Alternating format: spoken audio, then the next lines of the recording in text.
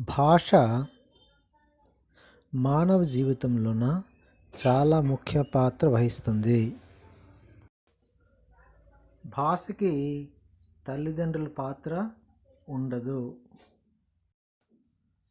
భాష ఆర్జించే ఒక ముఖ్యమైన సంపద. ఎదుటి మనిషిని యొక్క భావాలు తెలుసుకోవడానికి భాష యొక్క పాత్ర చాలా ముఖ్యమైనది. భాష ఆస్థాయి భాష, స్థాయి భాష అనగా ఆస్థాయి భాష అనగా మాటల ద్వారా ఉచ్చరించేదే ఆస్థాయి భాష. స్థాయి భాష అనగా తన యొక్క భావాలు పుస్తక రూపంలోన అక్షర రూపంలోన ఉండడాన్ని స్థాయి భాష అంటారు. వర్తమాన కాలంలో భాష కొన్ని రకాలు. ఒకటి మాతృభాష, ప్రాంతీయ భాష, సామాజిక భాష, రాష్ట్ర భాష, అంతర్రాష్ట్ర భాష. ఈ విధంగా అనేకమైన భాషలు వాడుకలో ఉన్నాయి. అమ్మ, నాన్న, కుటుంబము వాళ్ళు మాట్లాడే భాషని మాతృభాష అంటారు.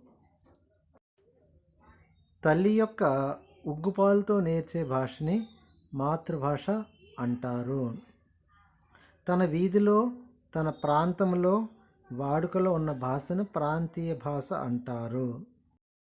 మన రాష్ట్రంలో వాడుక భాషని రాష్ట్ర భాష అంటారు. ఎందుకంటే మన దేశంలో అనేకమైన ప్రాంతాలు, అనేకమైన భాషలు, అనేకమైన మతాలు ఉన్నాయి. అదేవిధంగా ఆంధ్రప్రదేశ్లో తెలుగు, ఒరిస్సాలో ఒరియా, కన్నడలో కన్నడం, ఈ విధంగా అనేకమైన భాషలు మాట్లాడుతూ ఉంటారు. ఆ ప్రాంతంలో వాడుక భాషని ప్రాంతీయ భాష, మళ్ళీ రాష్ట్ర భాష అంటారు. ప్రచారంలో ఉన్న భాషలు మాతృభాష, ప్రాంతీయ భాష, రాష్ట్ర భాష, అంతర్రాష్ట్ర భాష.